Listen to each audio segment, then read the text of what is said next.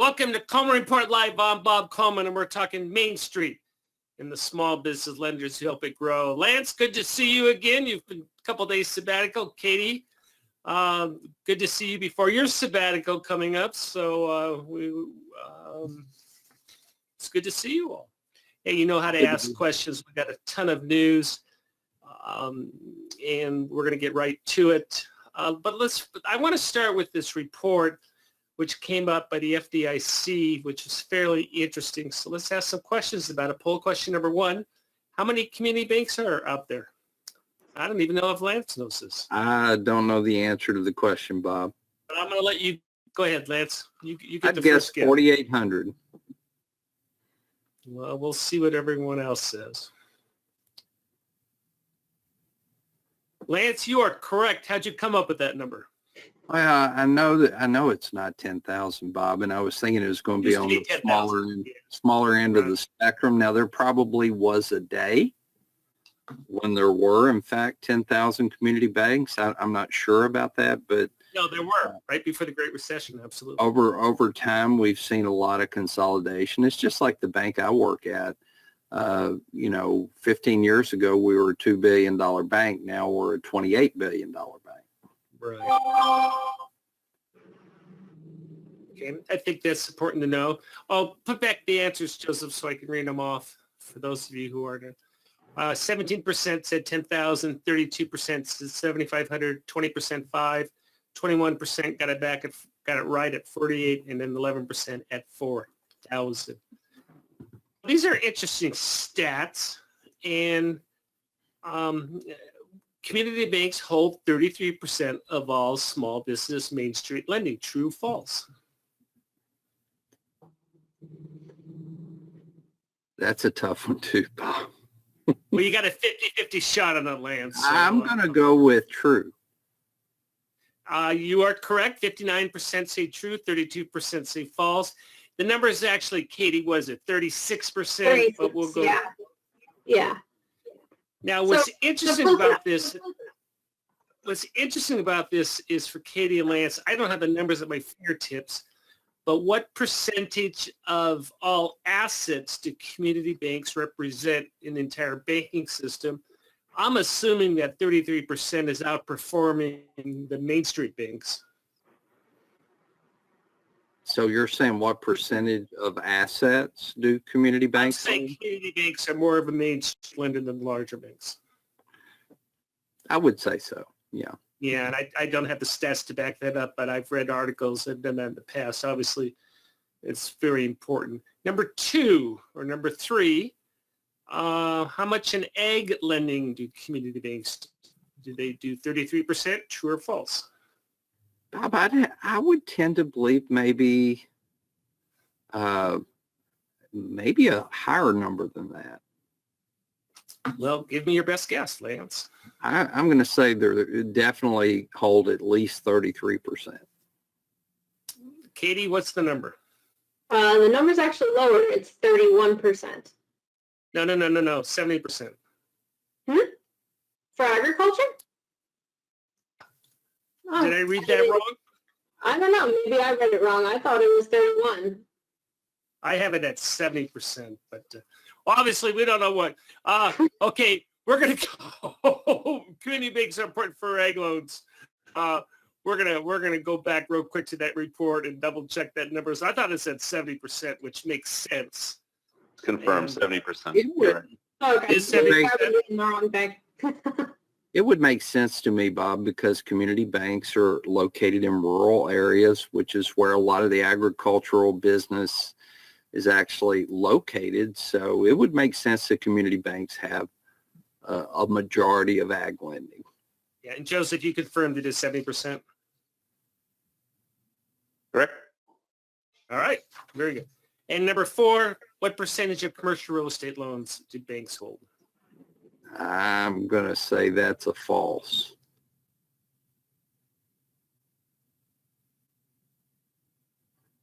True, 9%, false, 87%. Katie, now we get your 31%, right?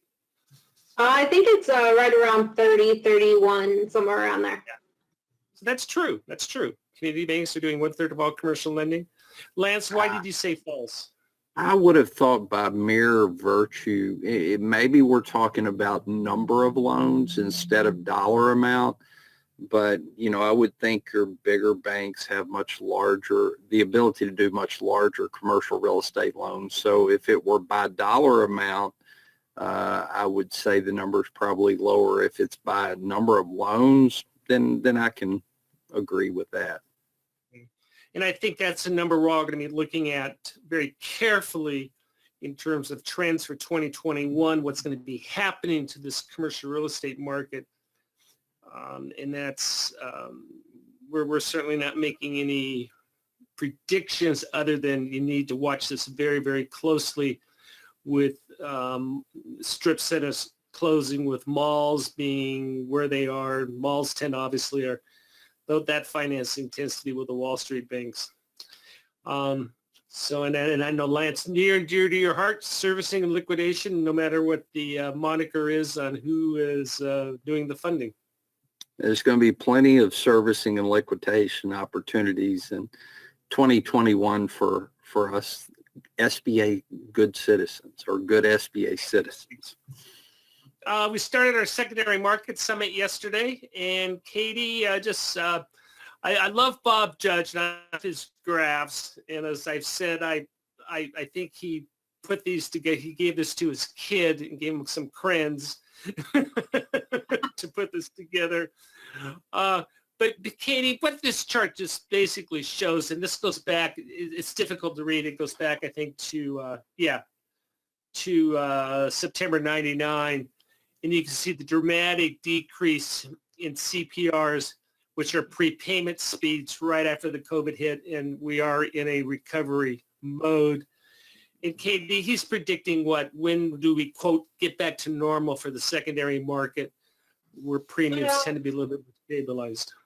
Yeah, well, he was kind of comparing it to 2008 and really saying that this is probably not going to be exactly like that, because we are seeing slightly different situation now, especially with, the COVID-19 pandemic has created kind of an unusual effect with defaults, whereas in 2008, the economic crisis elevated defaults, and because of the CARES Act, we actually saw a drop in that.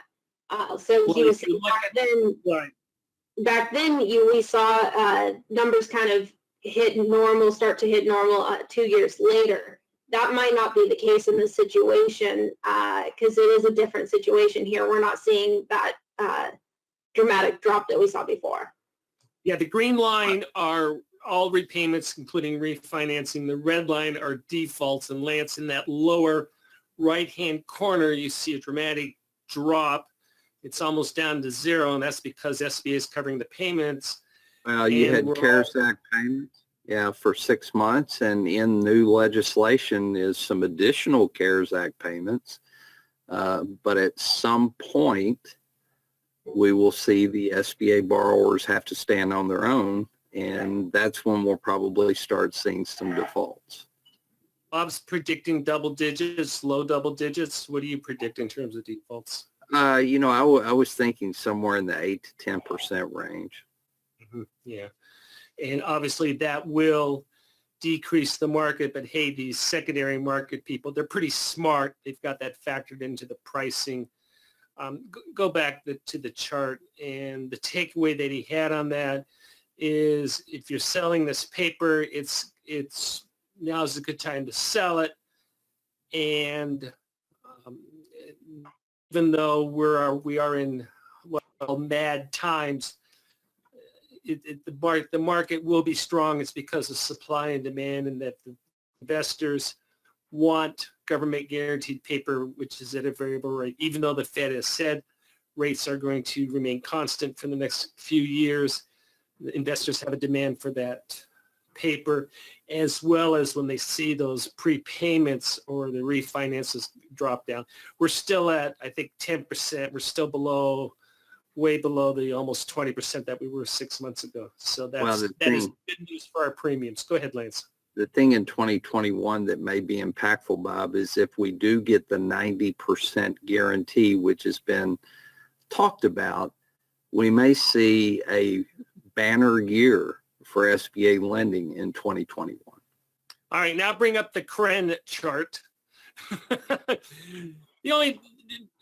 The important line is that green line, that light green line, and that's the 25-year maturity loans. And you can see there we did hit a little bit over 20. That's dropped a little bit, but it is still historically at high levels. And that's all I really want you to look at, that little peak in the upper right-hand corner. And we don't see that dropping too much.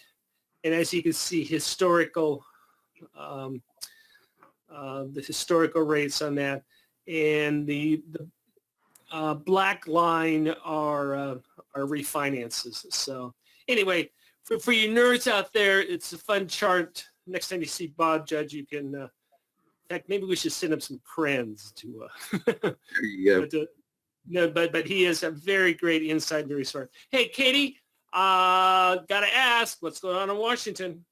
Yeah, so there is a bit of a partisan fight forming around language that would terminate the Federal Reserve's power to set up special purpose vehicles. That sounds like the main contention right now, and probably why they have not actually officially introduced that bipartisan bicameral bill that's been floating around here for a week and a half or so.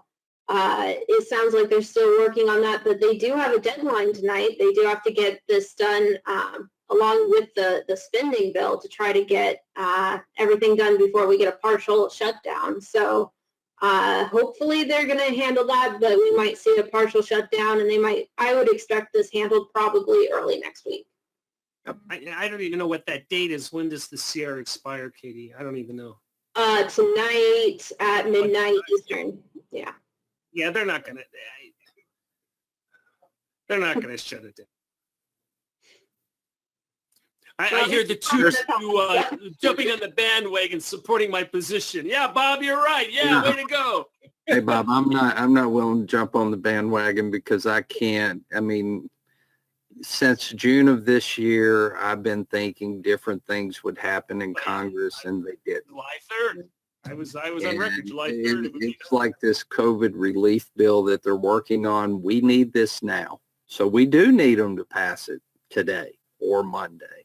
But it will be done. They're still trying to get stuff. As you notice in what Katie was reporting, it is not PPP related. We still see bipartisan support on all the components we talked about, including tax relief. It's not taxable, 90% guarantee, additional deferments on the loans. Fixing the forgiveness. So I mean, so all that is still on the table. They're not arguing over that. They're arguing other components. So when this whole thing is passed, we expect to see a lot of that. We don't know the details. Well, Bob, even my brother is confused because, I told you he had a small PPP loan and we were talking about forgiveness and we'd about given up on them doing something. So we were getting ready to prepare the 3508 EZ for him. I walked into his office yesterday. I said, let's hold up just a little bit longer. This advice is for just don't go down that road yet. I mean, we got some time on that. Katie, this is definitely not a good SBA citizen. These stories just amaze me. I don't know how these people could sleep at night. Yeah, this particular one is very unfortunate. You have an 82-year-old bank customer from Chase. He had several accounts already with the bank. I assume a business account. He also had a savings account, things like that. This former business relationship manager comes to him and convinces him to create a new account, which he's claiming to be a fund, college fund. And in the process of doing that, none of that is really true. He's actually stealing the information from this poor man and he created a credit card that he sent to himself. Soon after he created this fake account, he ends up quitting the company And from home, he's continuing to take this 82-year-old customer's money and using it to buy cars and properties and things like But you that. bought the Lamborghini and the prerequisites and the Rolexes and everything. But that's out there, and especially when that's a whole nother topic when you're dealing with elderly clients. We need to ensure that they are being taken care of appropriately and not being victims of fraud. It's very easy for them to become victims of fraud. We all live that with our relatives and our parents. Well, and if you trust the company too, that's a hard thing too, because I'm sure he's had that company for a while. He had a business account with them. I'm guessing he was probably retired, or maybe still has a foot in the door with his business or something. But still, I'm sure he had a lot of trust in the company, so that's really unfortunate. So he gets his 40 months in jail, and his career's ruined, and it's too bad. Hey, Blake has an interesting question. Lance, go ahead.